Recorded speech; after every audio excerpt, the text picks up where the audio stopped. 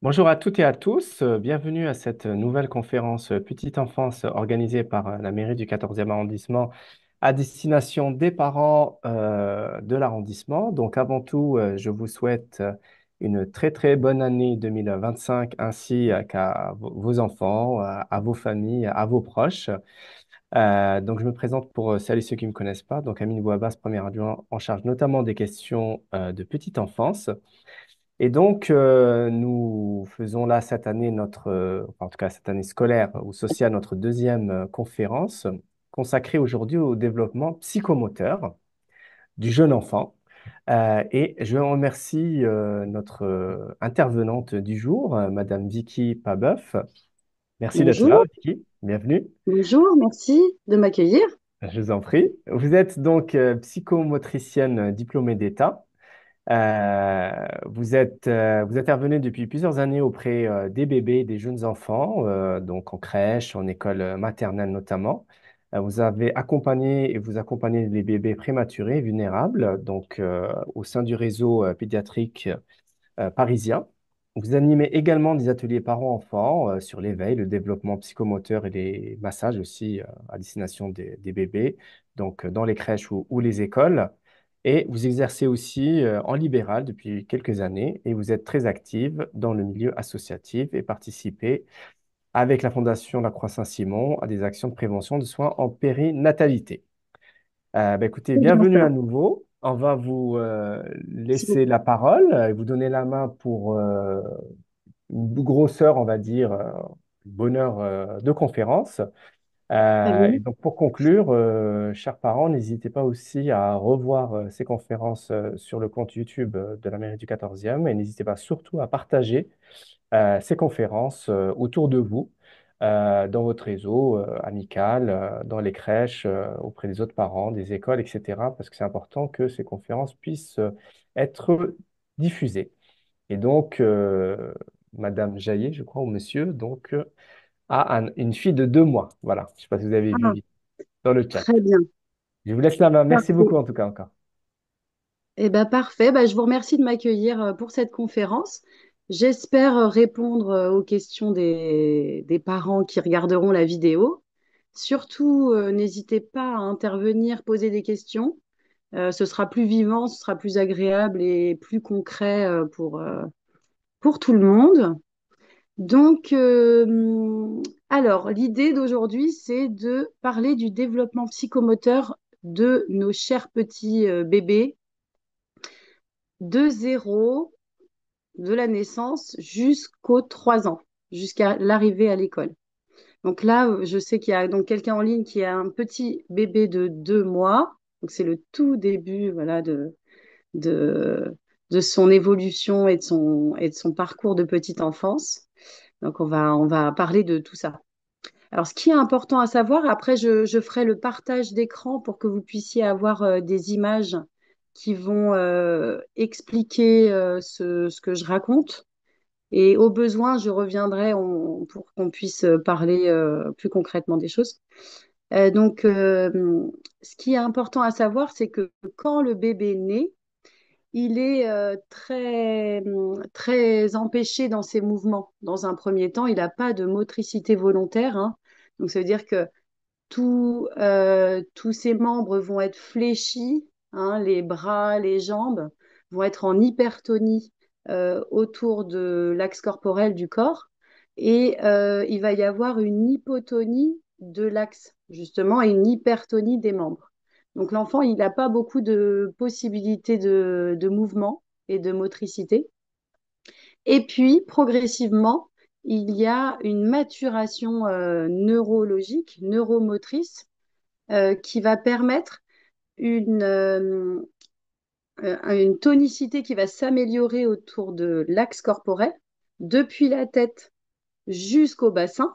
Et c'est pour ça qu'on voit déjà les bébés avoir la capacité, dans un premier temps, de redresser la tête, puis dans un deuxième temps, de redresser le buste, puis ensuite d'utiliser leur bassin pour le quatre pattes ou pour la marche. Ça va se faire dans ce sens-là.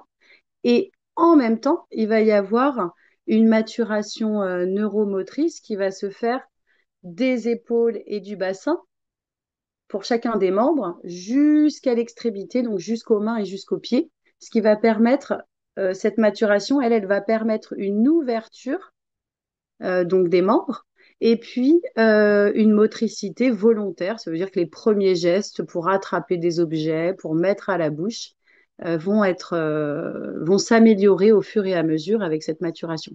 Donc ça, c'est important de le savoir pour commencer. Et maintenant, on va faire le partage d'écran. Hop. N'hésitez pas en tout cas, hein, si vous avez des questions. Alors j'espère, excusez-moi,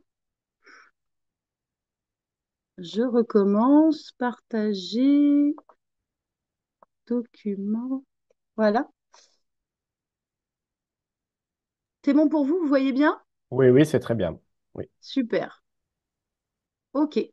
Donc voilà, parler de développement psychomoteur, c'est parler des grandes étapes du développement. C'est aussi, je suis là aussi pour vous. Bah super, Monsieur Jaillet, si vous voyez bien, c'est très bien. Je vous remercie. C'est aussi parler des choses qu'on va éviter, hein, parce que je suis aussi là pour vous accompagner à justement faire les bonnes choses et éviter les mauvaises choses qui pourraient voilà, être un peu gênantes dans le développement, sachant que bon, il n'y en a pas beaucoup, hein. En tant que parent, vous faites surtout beaucoup de bonnes choses, hein. Et puis, bah, je suis là aussi pour vous donner des idées. Donc, Madame Jaillet, pardon. Donc, pour vous donner des idées de jeux qui vont permettre justement d'accompagner le développement de votre enfant. Donc là, sur ce visuel, vous pouvez voir justement les différentes étapes. Je vous parlais de maturation neuromotrice qui se font de la tête jusqu'au bassin et puis des membres au niveau des épaules et du bassin jusqu'aux mains et jusqu'aux pieds. Et donc là, on peut voir à la gauche le petit bébé qui va, donc tout en haut déjà, hein, on le voit à plat dos. Hein, donc ça, c'est les premières étapes. Le bébé est sur le dos et il n'a pas assez de force, de tonicité pour pouvoir faire autre chose. Et puis, dans un deuxième temps, il va pouvoir redresser la tête, se mettre à plat ventre. Il va pouvoir se retourner sur le côté, se mettre sur le ventre. Donc là, on le voit hein, sur la gauche, le petit bébé qui commence à se redresser, à lever la tête et être sur le ventre.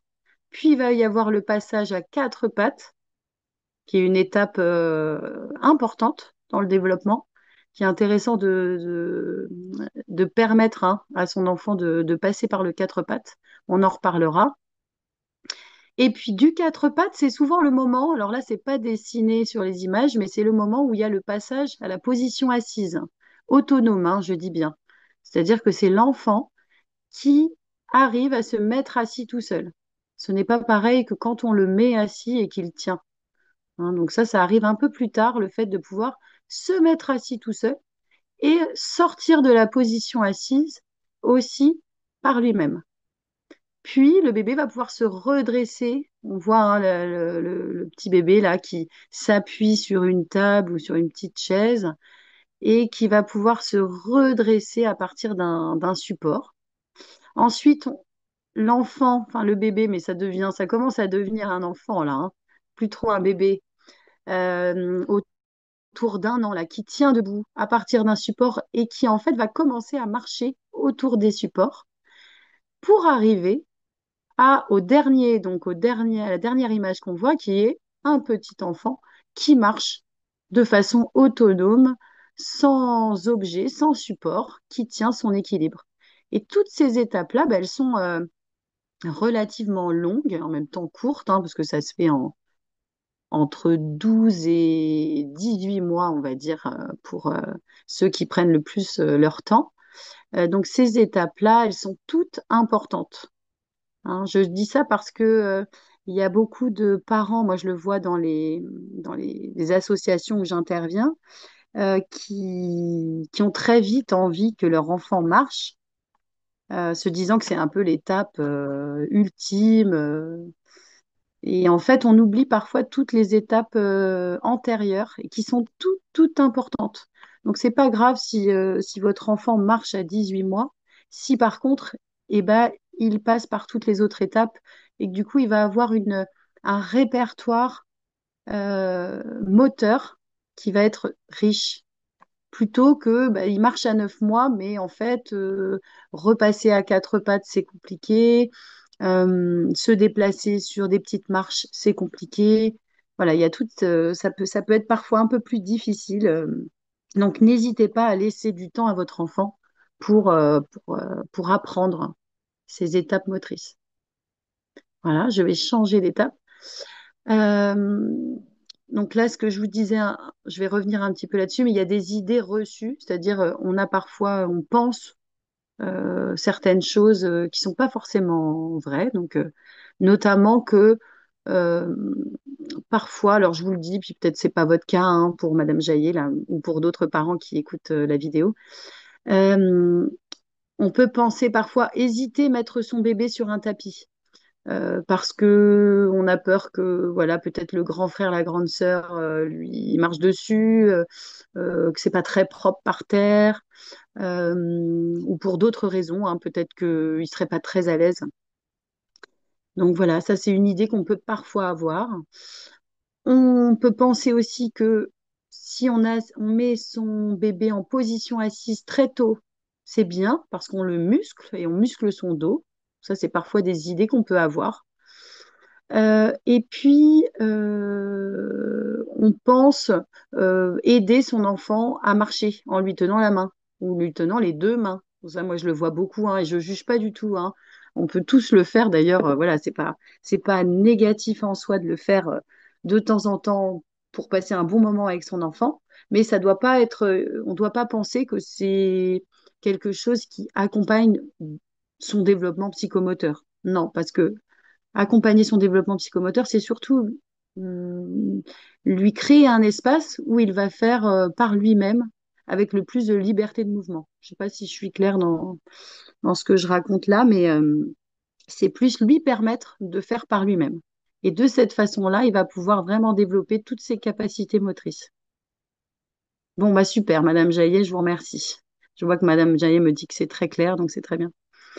Euh, Donc, en tout cas, on peut installer son petit sur un tapis assez tôt dans son développement. Alors, je vous dis pas, le premier mois, on peut le garder bien dans les bras, bien au chaud, hein, mais à partir du deuxième mois, quand on sent que voilà, il y a une capacité du bébé à rester un petit peu au tapis quelques minutes ou un petit peu plus, on peut commencer à l'installer sur le dos on va attendre avant de le laisser vraiment relâcher sur le tapis. On peut laisser une petite main sur son ventre, attendre que son bébé soit disponible sur le tapis, il ait accepté un peu ce changement de position. Parce que parfois, on peut avoir un bébé qui pleure quand il est mis sur le tapis, mais c'est pas qu'il n'aime pas la position sur le tapis, c'est que c'est le changement de position qui ne lui a pas plu.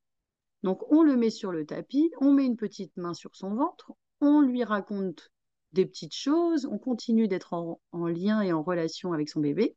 Et puis, quand ça y est, la mise au tapis, le passage au tapis ça y est, a été accepté, eh ben, on peut relâcher la main et puis le laisser un peu explorer cette position par lui-même.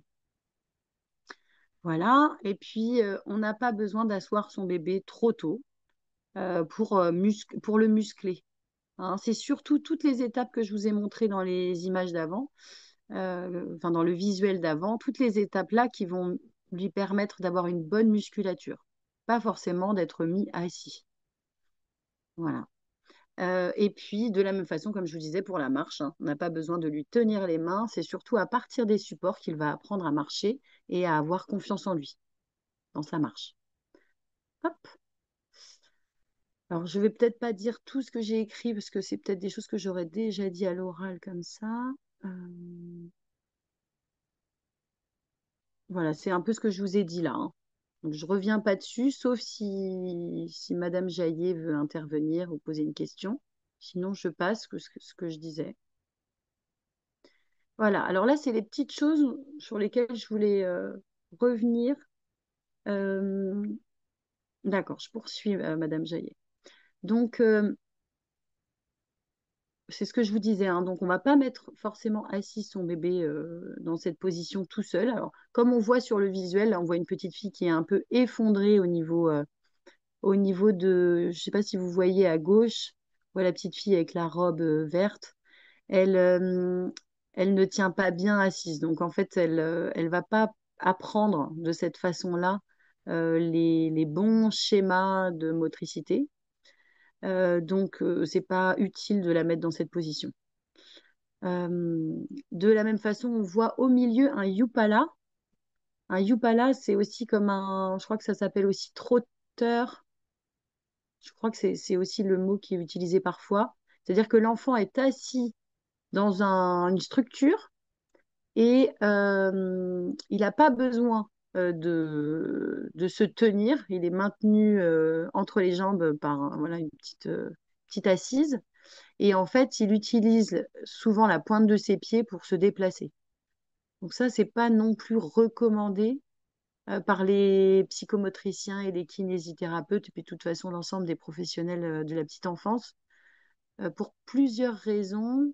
Alors déjà, l'enfant dans cette position n'a pas beaucoup de liberté d'aller chercher par lui-même des objets, hein. On voit bien qu'il ne peut pas aller attraper un objet, il est souvent limité dans ses possibilités d'exploration.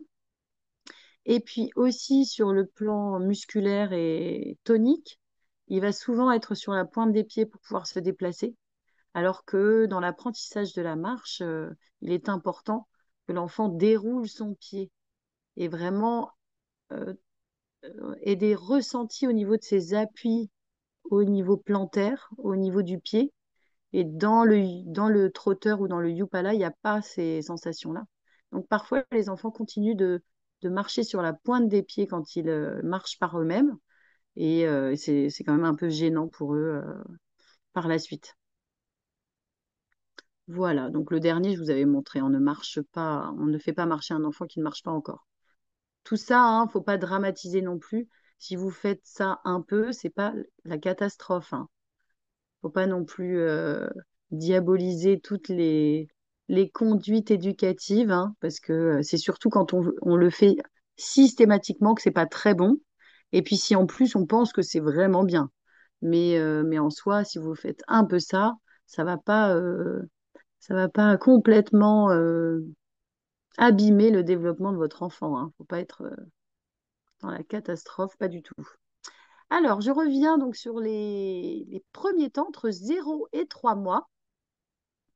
C'est, alors pour moi, mais pour les psychomotriciens de manière générale, c'est le temps, c'est le moment de l'enroulement. C'est le moment des positions enroulées et c'est très important cette position enroulée. Votre bébé était dans votre ventre, très enroulé pendant 9 mois.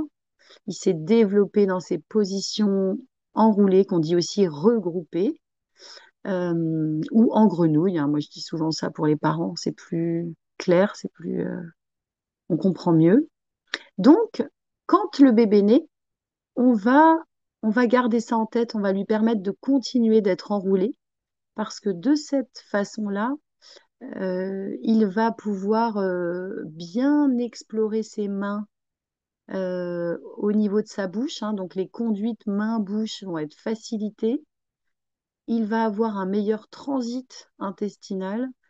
Il va avoir une meilleure succion, hein, donc pour le sein ou le biberon, ça va être facilité par cette position enroulée. Et puis de manière générale, il va être plus tranquille, plus détendu.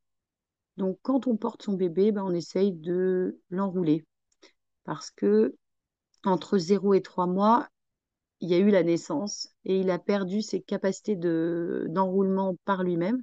En tout cas, il les avait pas parce qu'il était aidé dans le ventre, hein, par la pression utérine, mais en tout cas, il n'a pas la capacité de le faire par lui-même entre 0 et 3 mois, il n'est pas assez tonique.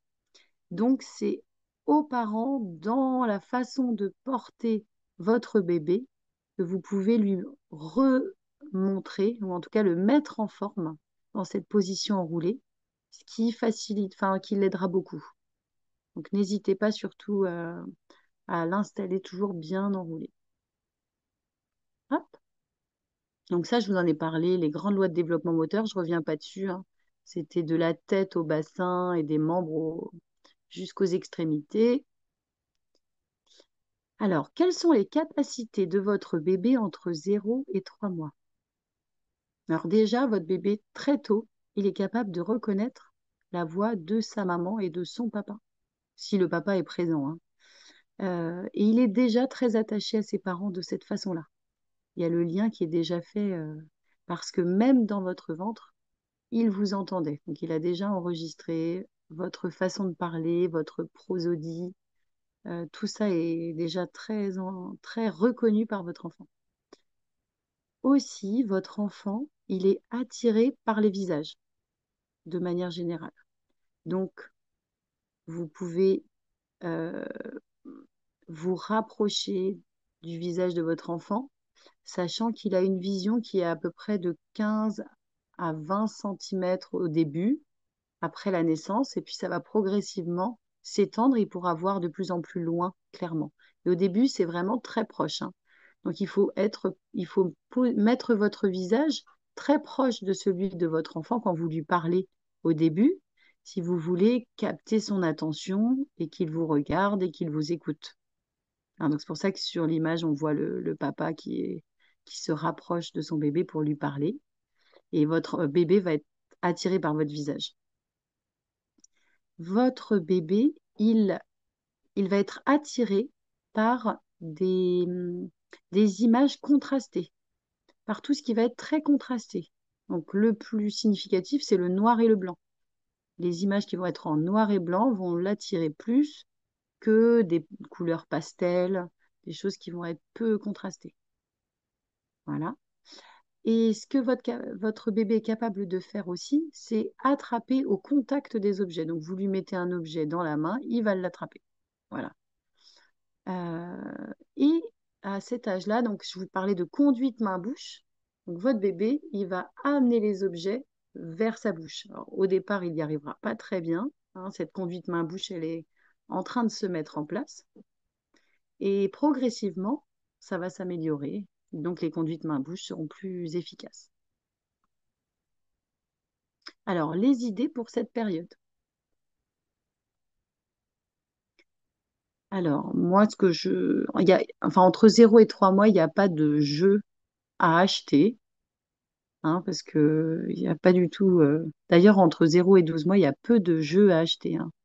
On essaye de faire acheter beaucoup de jeux aux parents, mais il y a très peu de choses qui sont nécessaires pour bien accompagner le développement de votre bébé, hein. C'est surtout vous et votre présence qui sont le plus important. Donc, dans le temps de change, je trouve que c'est un moment qui est souvent une bonne occasion parce qu'on a ce petit temps privilégié avec son bébé pour faire des petits massages, pour chanter, pour installer son bébé en position bien enroulée, euh, pour, euh, pour discuter, voilà. Il y a ce temps qui est privilégié, donc n'hésitez pas dans les temps de change à vraiment en profiter pour être uniquement avec votre bébé. Essayez de rester bien présent à ce moment-là.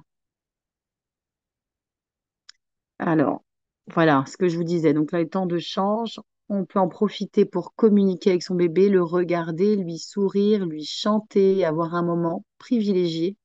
Donc on ne s'occupe pas des frères et sœurs à ce moment-là. Ils vont vite comprendre, hein, que c'est un moment rien que pour bébé. On peut faire des petits massages des pieds, des mains. On en profite pour bien installer son bébé en position bien enroulée. Et puis, on peut, ah oui, alors quand il va commencer un petit peu à grandir, on peut, pour par exemple lui nettoyer les fesses, on peut tourner, donc utiliser son bassin pour l'aider à tourner, pour ensuite changer la couche. C'est-à-dire que plutôt que tirer, alors ça se fait plus trop maintenant, hein, mais parfois enfin, ça se fait encore un petit peu, mais pas beaucoup. Certains parents ou certaines nounous peuvent soulever les fesses, mais en tirant plutôt sur les pieds de l'enfant. ce qui est pas le plus agréable hein, pour le bébé, il faut le dire. C'est plus adapté de le tourner sur le côté, de nettoyer d'un côté la fesse du côté, et puis retourner de l'autre côté, nettoyer l'autre fesse. Et puis ça accompagne les bons mouvements qu'il aura à faire ensuite par lui-même. Voilà. Et puis sur cette période-là, on peut commencer à installer son bébé sur le ventre. Ça lui permet de découvrir cette position tranquillement avant d'y arriver par lui-même. Donc la position sur le ventre, moi, dans un premier temps, je la préconise pas forcément directement sur le tapis, parce que bah, après vous verrez, mais ils sont pas toujours fans hein, de se retrouver directement sur le ventre, sur le tapis, dans une première rencontre avec la position sur le ventre. Et ça va être plutôt contre son parent, sur le ventre. On lui fait des petits bisous, on discute, on papote, et puis de cette façon-là, votre bébé va quand même être amené à se repousser à partir de vous, à redresser la tête. Donc tout le travail de l'installation sur le ventre se fera, mais de façon plus sécurisante, plus agréable. Et ça peut être aussi la position sur le ventre sur votre bras, le long de votre bras. Comme on peut le voir sur l'image, là, le papa qui tient son bébé avec un bras qui le maintient au niveau du ventre. Et d'ailleurs, cette position, elle est appréciée par les bébés et par les parents quand il y a des douleurs digestives, on peut dire des coliques, euh, ou quand il y a des gaz, ou quand parfois on cherche à calmer son bébé. La position sur le ventre de cette façon-là peut parfois soulager bébé. Ça appuie au niveau de la main, en fait, vous appuyez un petit peu sur son bas-ventre et ça peut le soulager. Voilà, donc là, je vous mettais les choses à éviter. Donc, par exemple, pour changer la couche, tirer au niveau des pieds, c'est pas agréable pour le bébé. Et puis, ah oui, je reviens sur cette position. Alors, vous avez vu le médecin, probablement, ou à la maternité, les professionnels prendre les mains de votre bébé pour le tirer vers l'avant, euh, pour, euh, pour observer sa tonicité, son état tonique. Hein. Tout ça, c'est des examens médicaux qui sont faits pour voir le bon développement de votre bébé. Mais ce n'est pas des choses qui sont recommandées à faire en dehors de ces examens médicaux. Pourquoi? Parce que en fait, on le voit très bien hein, quand on tire les mains de son enfant comme ça pour le redresser par l'avant. En fait, votre enfant va se crisper, il va être très contracté. Donc, ça lui demande un effort qui n'est pas, en tout cas, qui n'accompagne pas ses schémas moteurs, des schémas moteurs harmonieux. Jamais votre enfant ne va se redresser pour s'asseoir en se soulevant à partir de la position sur le dos sans passer sur le côté. Hein, même nous, on n'y arrive pas. Hein. On serait bien incapable de le faire. Donc en fait, c'est pas quelque chose à reproduire pour exercer ou muscler votre bébé. Hein.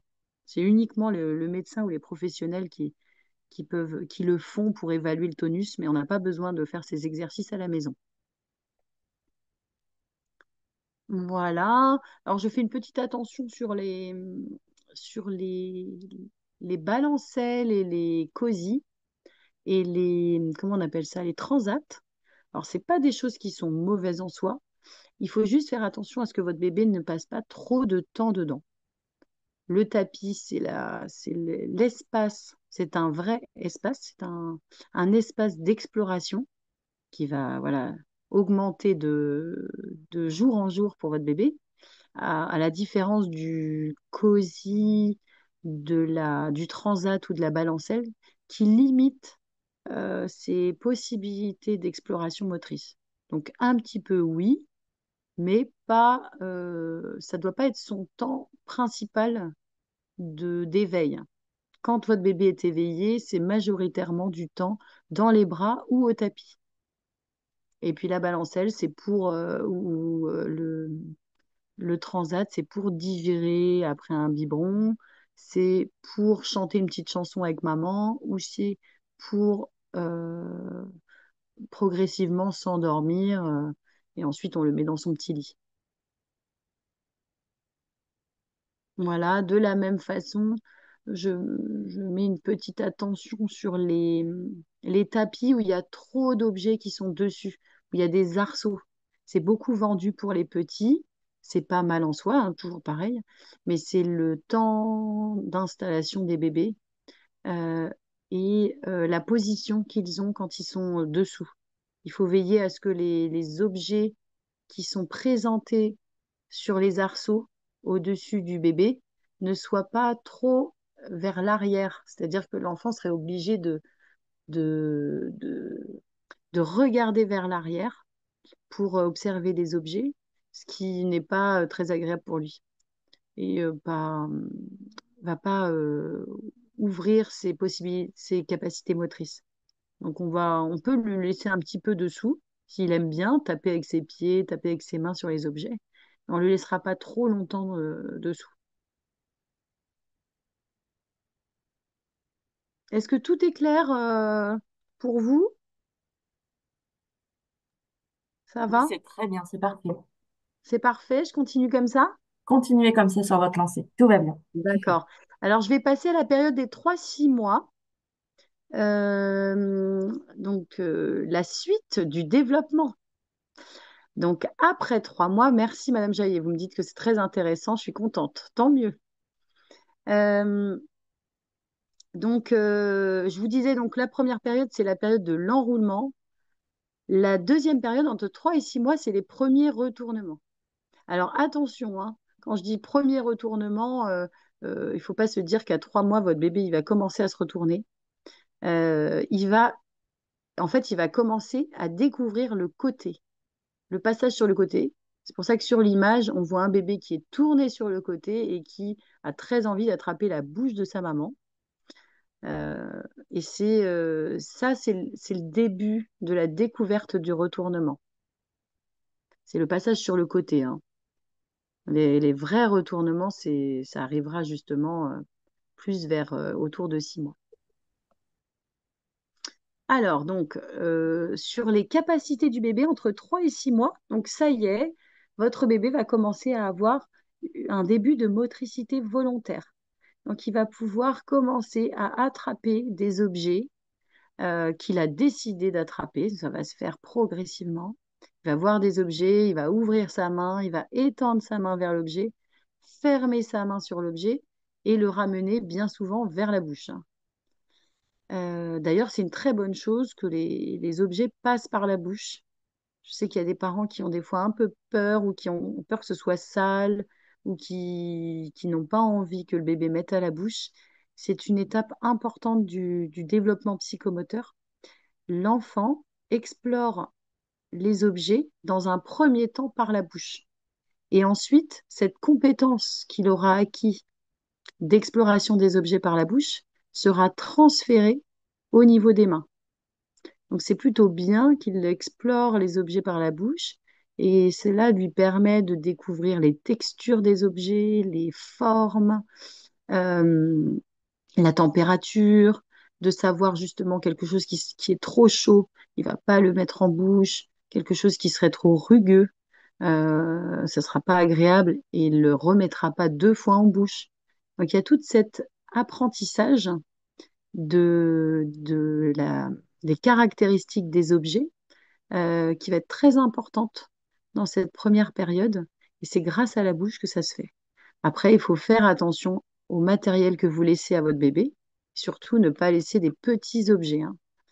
Donc, on fait attention s'il y a un grand frère ou une grande sœur qui joue au Lego ou au Playmobil, hein, on fera bien attention à l'espace de bébé pour qu'il n'y ait pas de petits objets sur son espace. Mais après, le reste des objets peut être mis en bouche. Euh, on pourra lui donner des matières tissues, textiles qui sont intéressantes.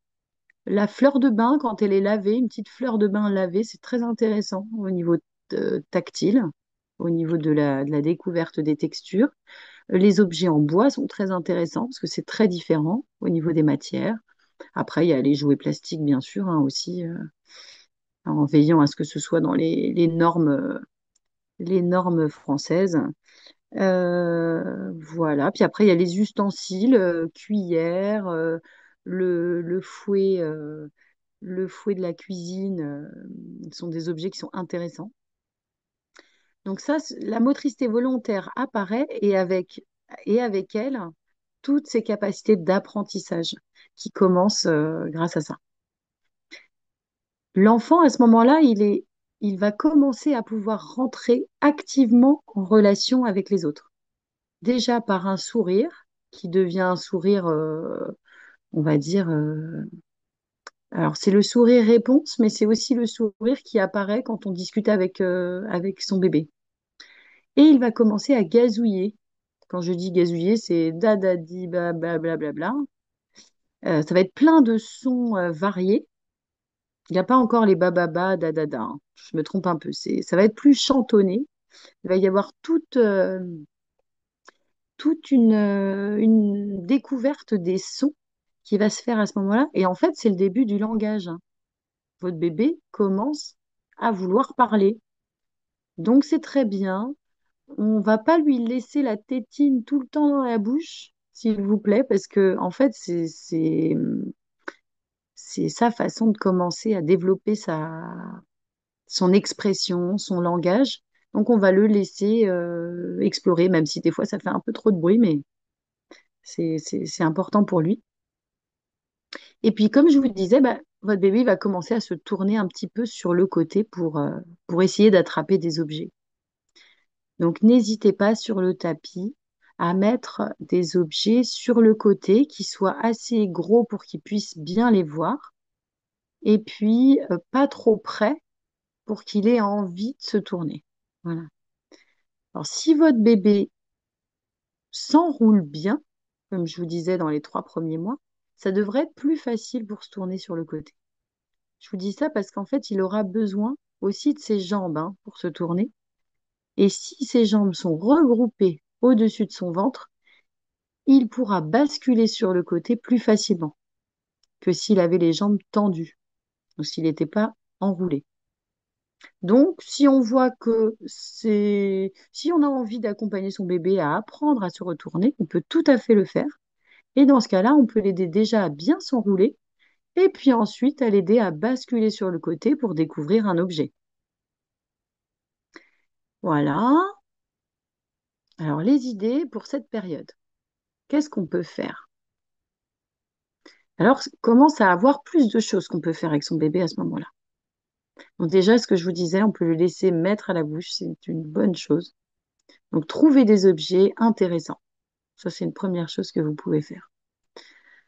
Euh, ensuite, on va mettre des objets, des jouets sur les côtés au niveau du tapis. On va moins lui présenter devant, on va lui mettre un peu sur le côté.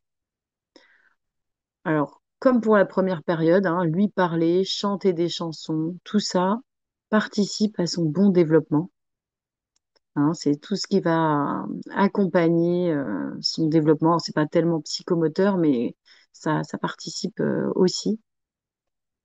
Et puis là, alors, ça va commencer à être important.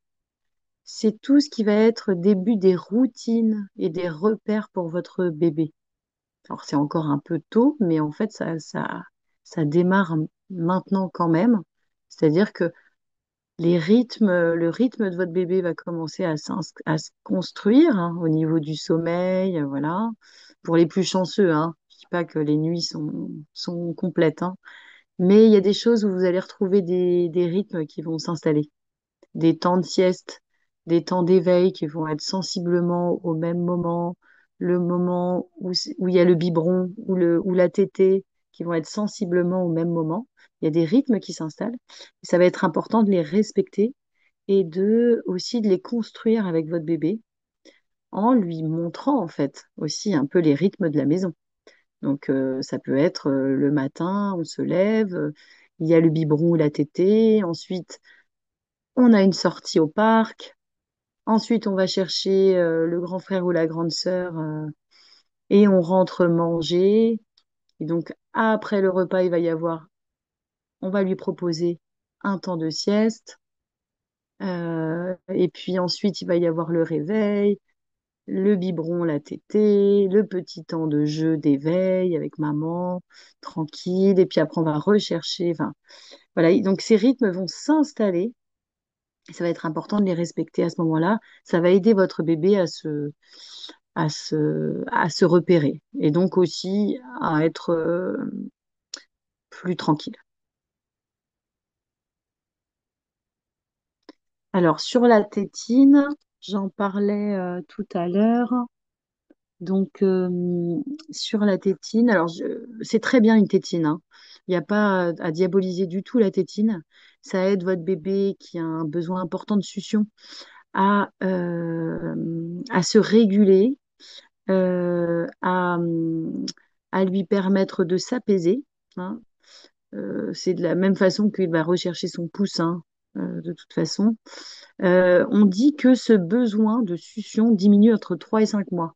Donc, on peut, pourquoi pas, essayer à ce moment-là de voir si elle est toujours nécessaire entre 3 et 5 mois. On peut éviter de temps en temps de la donner et de voir si votre bébé apprend à se réguler sans. Mais en tout cas, c'est pas non plus une obligation, hein. Et par contre, ce qu'on va faire, c'est qu'on va éviter de donner la tétine tout le temps. Donc, sur les temps de jeu, sur les temps d'éveil, pas de tétine. Par contre, pour s'endormir, on peut l'utiliser. Il peut en avoir besoin et ça peut lui faire du bien. Quand il y a des moments de fatigue, on peut aussi l'utiliser, mais on va éviter tout le temps. Après 6 mois, je vais peut-être un petit peu plus vite parce que je voudrais bien quand même vous présenter la totalité jusqu'aux 3 ans. Donc après 6 mois, l'enfant, il va commencer à explorer sur le ventre et il va commencer à ramper, à se déplacer. Donc là, on voit un bébé qui essaye d'attraper un objet sur le ventre. Il a une très belle motricité là, hein. On voit que même les jambes participent. Les capacités du bébé après 6 mois, ça va être de se regrouper activement. Cette fois-ci, c'est plus papa, maman qui m'enroule et qui me permettent de m'installer comme ça. Je peux tout seul m'enrouler, attraper mes pieds, manger mes pieds, jouer avec mes pieds. À ce moment-là, mon enfant va pouvoir commencer à se déplacer en roulant. C'est-à-dire que j'ai appris à rouler, à me retourner et je vais commencer à me déplacer comme ça. Ça va être le début de l'exploration dans l'espace, de la grande exploration. Donc là, il faudra faire attention aux prises, il faudra faire attention à la bibliothèque et à tous les objets qui peuvent être dangereux dans l'espace de votre bébé. Euh, et c'est le moment où votre bébé, sur le tapis, sur le ventre, il va découvrir, il va explorer l'appui au niveau de ses pieds et de ses orteils. Donc, on met son bébé pieds nus quand c'est possible, hein, s'il fait pas trop froid dans la pièce, pour qu'il puisse bien utiliser d'abord son gros orteil, qui va lui permettre de se tourner sur les côtés et de commencer à ramper. Et au niveau des mains, il va commencer à affiner la motricité de ses mains et de ses doigts. Donc, attraper des petits objets, ça va commencer à ce moment-là. Avec une pince qu'on dit pouce index ou pouce index majeur. Il va y avoir ces pinces qui commencent à apparaître. Il va y avoir aussi la possibilité de ratisser, donc avec les 4 doigts et le pouce opposé, ratisser des objets qui sont posés par terre. Voilà, donc comme je vous disais, pieds nus, c'est bien, c'est mieux. On va faire attention aux vêtements. Alors surtout, je pense aux petites filles, les robes, la première année,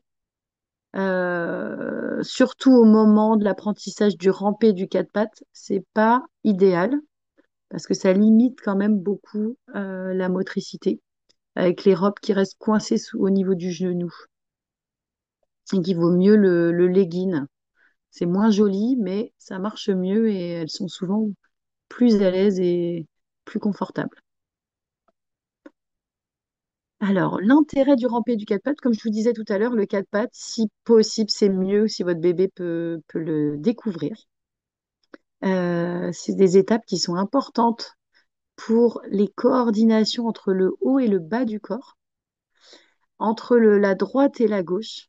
Ça stimule, on sait, hein, maintenant, il y a des études qui ont été faites, hein, qui montrent que ça stimule beaucoup au niveau du cerveau, l'organisation dans l'espace et les coordinations. Et et que ça permet, voilà, les apprentissages par la suite qui vont être. Alors, ça veut pas dire que votre enfant fait pas de quatre pattes, ça veut pas dire qu'il y arrivera pas, hein, pas du tout. Mais si on a la possibilité, on laisse l'enfant passer par le quatre pattes. On lui montre même, pourquoi pas, le chemin, hein. Il y a des enfants qui se mettent tout de suite debout. On peut tout à fait leur reproposer de repasser sur la position quatre pattes pour la découvrir. Et puis, c'est par le quatre pattes que la marche se met en place, hein, se développe, par cette alternance, hein, entre le haut et le bas et ces appuis qui vont être alternés, qui vont être les mêmes que pour la marche.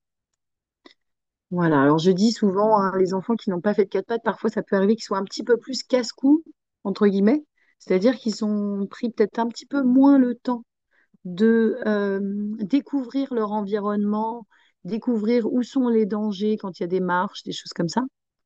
Donc, si l'enfant marche plus tard, mais a pris le temps, il est souvent un peu plus attentif à son environnement. Voilà, après, c'est pas une règle absolue, hein. Voilà, et puis c'est la confiance en soi aussi à partir de ça. Alors, on revient sur la station assise. Qui permet beaucoup de choses quand l'enfant la découvre par lui-même.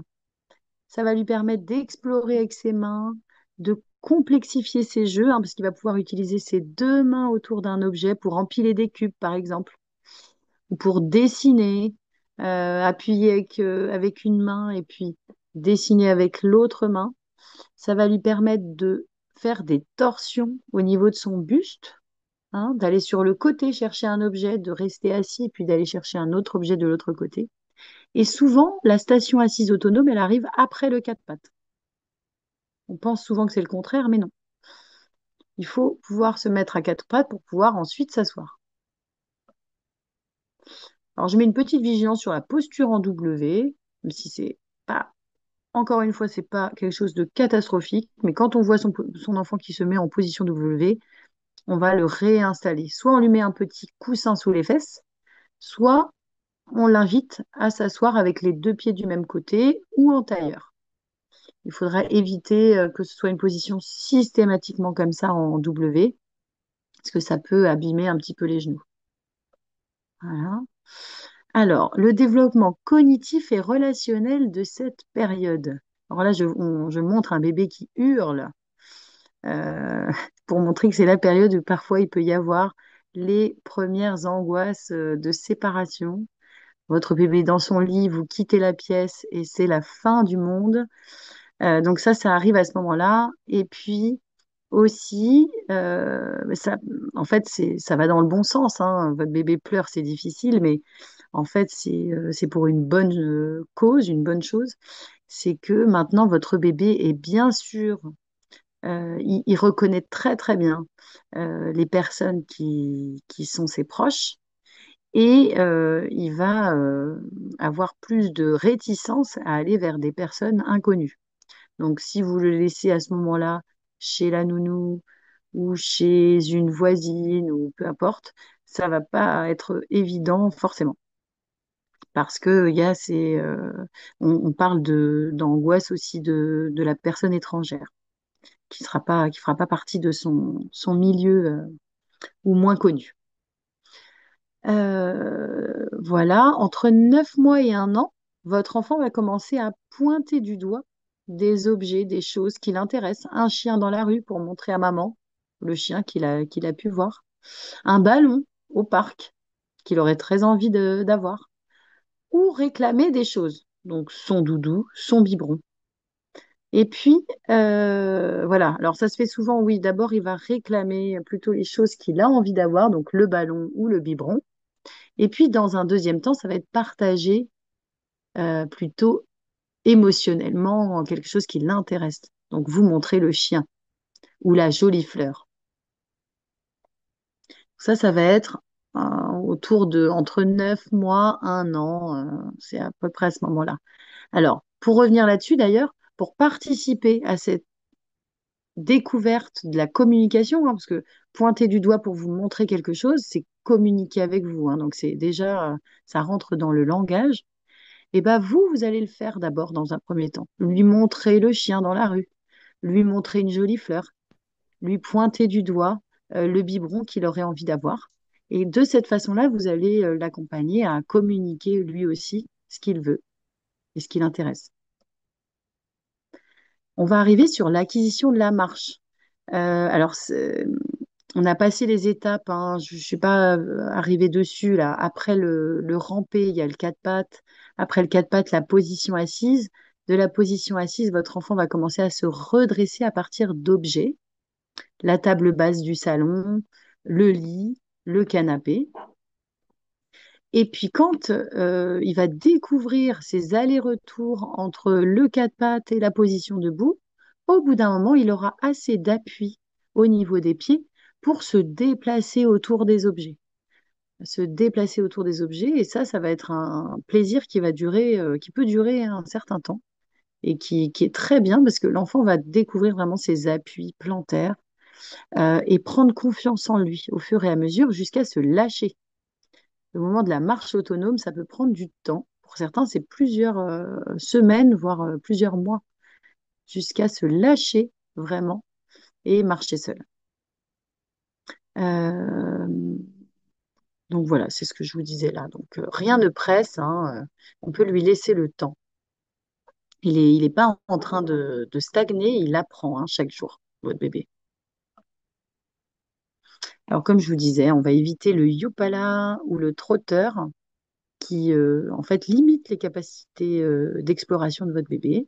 Et en plus, au niveau tonique, c'est pas très bien. On va éviter de faire marcher son bébé. Alors, vous pouvez le faire un peu, c'est pas. Mais déjà pour vous, c'est pas très agréable. Souvent, les parents arrivent en disant, j'ai extrêmement mal au dos. Mon enfant ne veut que marcher et tenu par les mains. Donc, on va éviter que ce soit une chose qui devienne une habitude. Et puis, alors ça, je m'étais sauté sur les genoux. Alors ça, pareil, vous pouvez le faire quand même pour jouer avec votre enfant, mais c'est pas quelque chose à reproduire systématiquement parce que de la même façon, ça raidit un peu les jambes. Donc au niveau du tonus, c'est pas forcément très bien. Par contre, qu'est-ce qu'on peut faire à ce moment-là avec son bébé? Et là, pour le coup, qui est très intéressant, le camion pousseur. Le camion pousseur, il y a plein de choses à faire. On peut remplir le coffre avec des cubes, avec des objets. On peut se mettre debout et le pousser et passer d'une pièce à l'autre de cette façon-là. On peut grimper dessus et pousser avec les pieds en étant assis sur le camion. Donc ça dure très longtemps. C'est un super jeu qui dure voilà, des mois, voire, voire des années. Et puis, il y a aussi la petite poussette qui va permettre de commencer les petits jeux d'histoire, les jeux d'imitation avec le petit bébé qu'on peut mettre dans la poussette, on va lui donner à manger. Et puis de la même façon, votre bébé va pouvoir découvrir la position debout, pousser la poussette comme maman ou comme papa.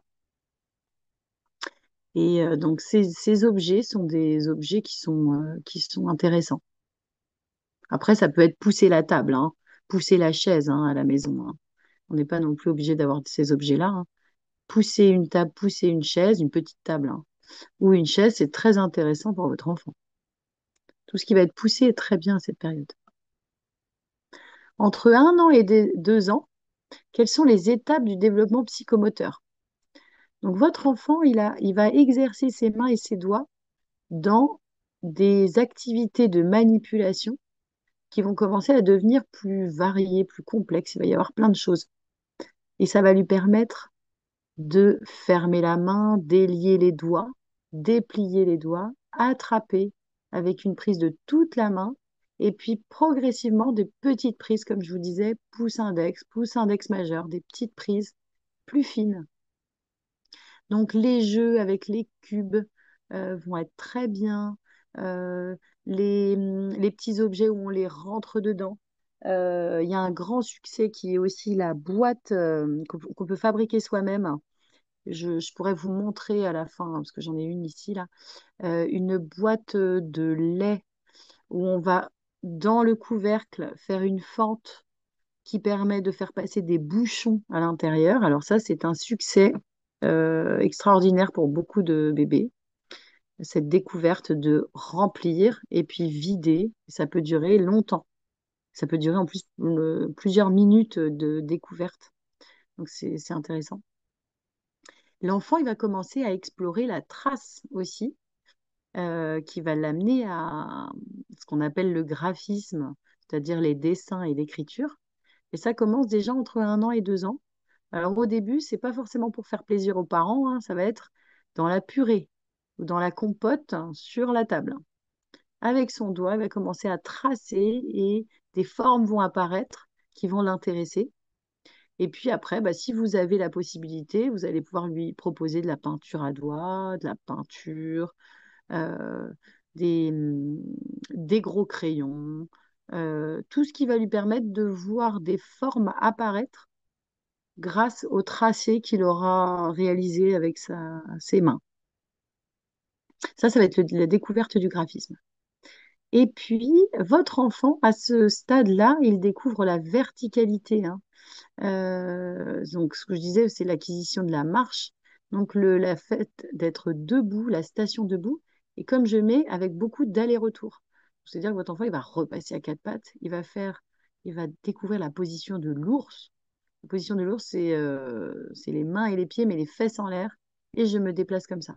Toutes ces positions-là vont être très intéressantes pour continuer d'affiner son répertoire moteur. Et puis, comme je disais, pousser, tirer aussi des objets un peu lourds qui vont lui permettre de gagner en force et en vitesse. À cette période-là, l'enfant, voilà, il affine son répertoire moteur. Donc, plus il y a de liberté de mouvement, plus ça va être intéressant pour lui. Alors, je vous disais, les jeux de transvasement, c'est un jeu qui dure longtemps et qui, je trouve, est très intéressant, même au niveau de l'attention, de la concentration. C'est un sujet vaste, mais c'est des choses qui se construisent dans le temps. Et il faut bah, laisser les enfants justement explorer des jeux qui sont un peu longs et qui nous semblent répétitifs, mais pour eux, pas du tout. Chaque chose se précise et s'affine au fur et à mesure. Donc, on n'hésite pas. Ça peut être une cagette avec des pommes de terre et puis prendre un saladier à côté et l'enfant va faire des allers-retours avec les patates. Voilà. Ça peut être donc avec des objets alimentaires, parce que c'est intéressant. Ça a des textures, ça a des odeurs, voilà. Ça peut être avec des bouchons de bouteilles de lait. Ça peut être avec des cuillères. Enfin, voilà. Et on va utiliser des supports. Ça peut être des verres, des cagettes, des boîtes variées. Et on va laisser l'enfant faire des allers-retours, comme ça, entre les boîtes. Ça va être très intéressant. Alors, au niveau cognitif et affectif, entre 1 an et 2 ans, c'est le temps des jeux symboliques, des jeux d'imitation. Comme je vous disais, la petite poussette, le bébé, la petite cuillère. Votre bébé commence à vouloir faire comme vous, préparer la purée pour le petit bébé, vous donner à manger, hein, déjà, ça va être à maman ou à papa. Et puis, dans un deuxième temps, ce sera sur son poupon. Ça va être les premiers mots qui vont apparaître aussi au travers de ces jeux symboliques, hein, qu'on dit symboliques, hein, préparer le café pour maman, tout ça, c'est les premiers mots qui vont apparaître. Et aussi pour demander le biberon, demander la tétine ou d'aller au parc. Ça va permettre les premiers mots. Et puis c'est le moment qui est pas toujours simple pour les parents, hein, qu'on appelle un peu le terrible two qui va commencer à arriver, qui est autour des 2 ans pour la plupart des enfants. Il va y avoir un besoin de contrôle sur son environnement, qui est une étape importante dans son développement cognitif et affectif, mais qui n'est pas toujours simple pour les parents. C'est-à-dire que votre enfant, il va vouloir que les choses soient comme ça et pas autrement. Et quand ça change, c'est difficile. Il faut que les choses soient prévisibles, soient dites à l'avance. Et puis, ça n'évitera pas les colères de bébé. Alors après, bon, là, je suis un peu hors sujet peut-être sur le développement psychomoteur. Là, je parlais des crises, comment réagir, hein. Je pense qu'il y a des professionnels qui sont encore plus spécialisés sur le sujet, hein. Mais en tout cas, à ce moment-là, on parle de d'immaturité, hein, du bébé pour gérer les émotions qui surviennent, hein. D'immaturité, voilà, neurologique, psychologique et tout ça. Et donc, bon, quand une crise arrive, hein, ça va pas être possible pour votre enfant de s'en empêcher, hein. Donc, dire à votre bébé arrête de pleurer ou arrête de crier, à ce moment-là, ça va être compliqué d'obtenir une réponse positive parce qu'il ne pourra pas. Par contre, voilà, on peut lui permettre de trouver les moyens de se calmer, lui proposer un doudou, lui proposer de se mettre au calme dans une pièce pour se réguler. C'est possible aussi, et on va attendre que la tempête soit passée, hein. Et puis, dans un deuxième temps, ce qui lui permettra d'apprendre au fur et à mesure à gérer ses crises, c'est on mettra des mots ensuite, quand c'est terminé. Oh, bah dis donc, tu étais très fâché. Euh, Tu n'as pas eu la troisième histoire que tu réclamais, puisqu'on en fait toujours deux. Euh, donc tu étais très fâché, ensuite tu as pris ton doudou et ça allait mieux. Voilà, ça peut être des choses comme ça qui se construisent avec votre bébé dans le langage. Alors là, je faisais une prévention sur les bébés secoués. Bon, on est un peu hors sujet aussi, mais c'est toujours important de le dire parce que ça arrive encore malheureusement beaucoup. Ça peut arriver, hein. Notre bébé pleure beaucoup. Parfois, on n'arrive pas à trouver la solution pour apaiser ses pleurs. Et ça peut être très, très, très difficile émotionnellement en tant que parent d'entendre son bébé pleurer sans réussir à trouver une solution. Ça, c'est un cas de figure. Et donc, dans ce contexte-là, c'est important de laisser son enfant dans un endroit en sécurité, donc idéalement dans son lit, hein. Et puis, voilà, dans une position qui n'est pas dangereuse pour lui, hein, donc position sur le dos, allongé sur le dos. Et puis, on va quitter la pièce, on va respirer, on va essayer de se détendre, on va appeler quelqu'un, essayer de trouver de l'aide, hein, quelqu'un qui peut venir prendre le relais. Voilà, et on va pas rester avec son bébé dans des contextes où on se sent submergé émotionnellement, parce que voilà, le risque de secouer son bébé, c'est des choses qui peuvent arriver malheureusement et qui sont terribles pour le développement neurologique, hein, parce qu'en fait, le cerveau de votre bébé est tout petit dans la boîte crânienne. Et donc, si le bébé est secoué, bah, le cerveau se, se balance dans la boîte crânienne et donc est très abîmé par le mouvement. Donc, attention, et c'est aussi le cas pour un enfant de 3 ans, hein. Le cerveau, il n'est pas encore à la taille de la boîte crânienne. Donc, le fait de secouer abîme beaucoup le cerveau. Donc, attention, attention à ça. Ça arrive encore malheureusement. Alors, des activités simples qu'on peut proposer chez soi à son enfant entre 2 et 3 ans. Alors, je vous montrais la boîte de lait avec les fentes, les supports. Ça peut être des bouchons, ça peut être des pailles à faire passer au travers du couvercle. Ça peut être dans le bain de proposer des récipients, des bouteilles d'eau, des objets variés qui permettront à votre bébé de transvaser. La découverte du transvasement, c'est une grande passion pour eux. Et puis, ça peut être aussi 2 bols avec une cuillère et des coquillettes. C'est parti pour le transvasement. Donc, tout ça, c'est simple à mettre en place et c'est très intéressant. Il y a aussi tout ce qui est construction de cabane.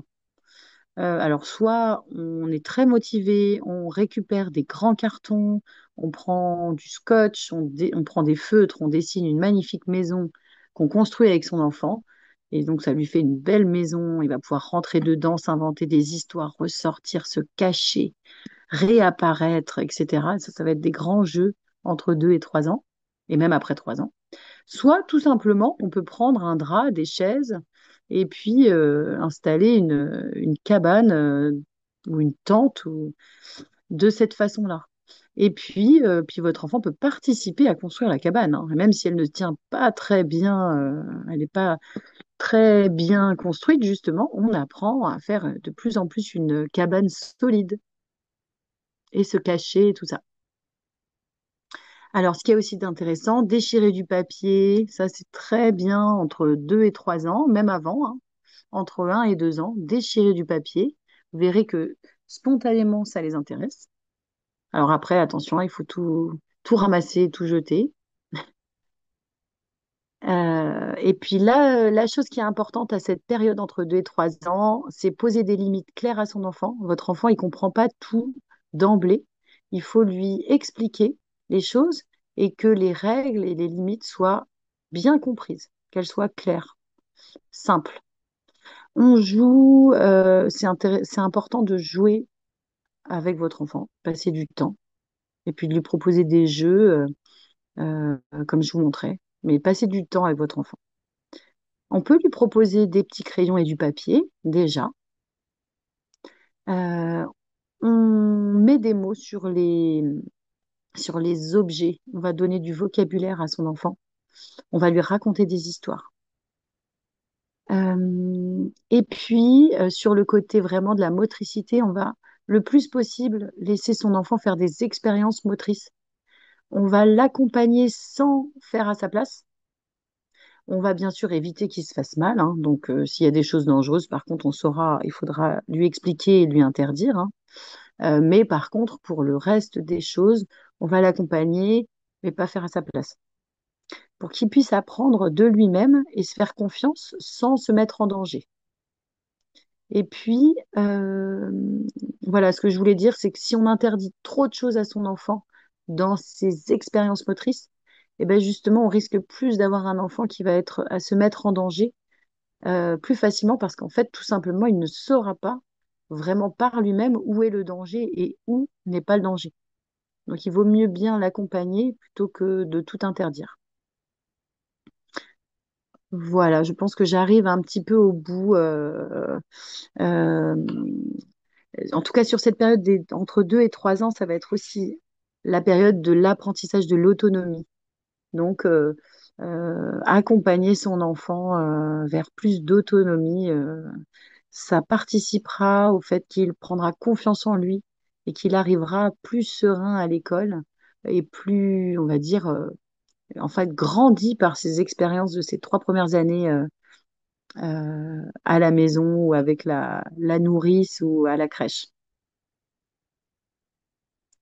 Voilà, en tout cas, là, je pense que j'arrive un peu au bout. Euh, Alors, je peux vous dire, en tout cas, toutes les activités qui vont favoriser son autonomie et sa confiance. Dès le plus jeune âge, on va pouvoir l'accompagner à ce qu'il puisse se laver tout seul. Alors, bien sûr, au début, hein, vous allez tout faire, mais progressivement, on va lui laisser se laver les jambes, se laver le ventre, se laver les pieds, se laver la tête. Ça permet de donner du vocabulaire corporel et puis que votre enfant, bah, il participe vraiment à s'occuper de lui-même et de son corps. Et puis bien sûr, après, vous allez repasser pour que ce soit bien fait, mais vous allez quand même le laisser faire. On va l'accompagner à s'habiller. Donc, dans un premier temps, quand il est tout petit, on lui demande de donner son bras. On lui demande de s'asseoir pour enfiler son pantalon. Et puis progressivement, bah, il va participer de plus en plus. Il fera de plus en plus de tâches dans dans sa routine d'habillage. On va le laisser utiliser un petit gant de toilette pour se débarbouiller le visage. On va le laisser se mettre de la crème après le bain. Donc le passer sur le visage en utilisant un petit miroir si possible pour qu'il puisse bien voir où est son nez, ses joues, tout ça.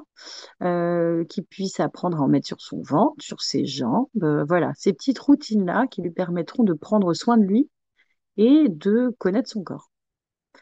Donc c'est mieux si on a un petit miroir pour qu'il puisse bien se voir et bien s'ajuster. On le laissera. Ah oui, ce qui va être important aussi, c'est qu'il puisse marcher. Nos enfants souvent ne marchent pas assez, surtout en région parisienne. Donc, si possible, on laisse la poussette et on laisse notre enfant marcher. Puis ça permet de lui expliquer bah, les dangers qu'il peut y avoir. Le bonhomme vert, le bonhomme rouge, le passage clouté, on fait attention au vélo, à la piste cyclable. Enfin, toutes ces choses-là, entre 2 et 3 ans, peuvent être tout à fait intégrées par votre enfant. Et même avant 2 ans, hein. Entre 1 et 2 ans, on peut déjà lui montrer, lui expliquer. On va le laisser commencer à manger seul. D'abord avec les doigts un peu, si vous êtes ouvert sur ça, hein. Je sais que c'est pas tous les parents et je peux le comprendre, hein. Des fois, ça en met partout, c'est pas très agréable. Mais si possible, on lui laisse attraper les coquillettes et en manger quelques-unes pendant que vous avez la cuillère et que vous le nourrissez par ailleurs.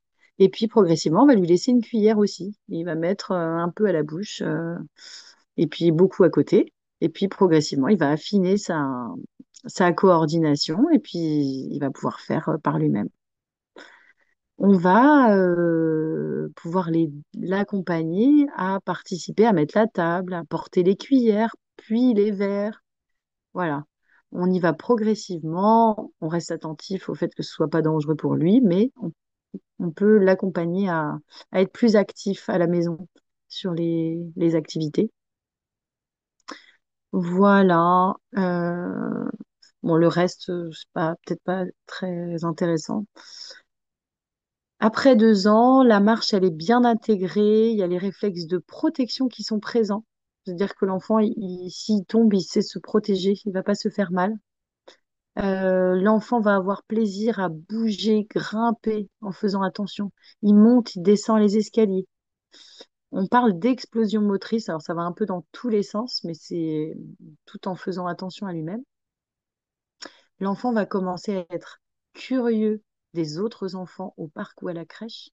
Il va enrichir ses relations avec les autres. Et puis, donc, comme je vous disais, l'enfant commence à parler, il enrichit son vocabulaire chaque jour. Il va commencer à faire de petites phrases.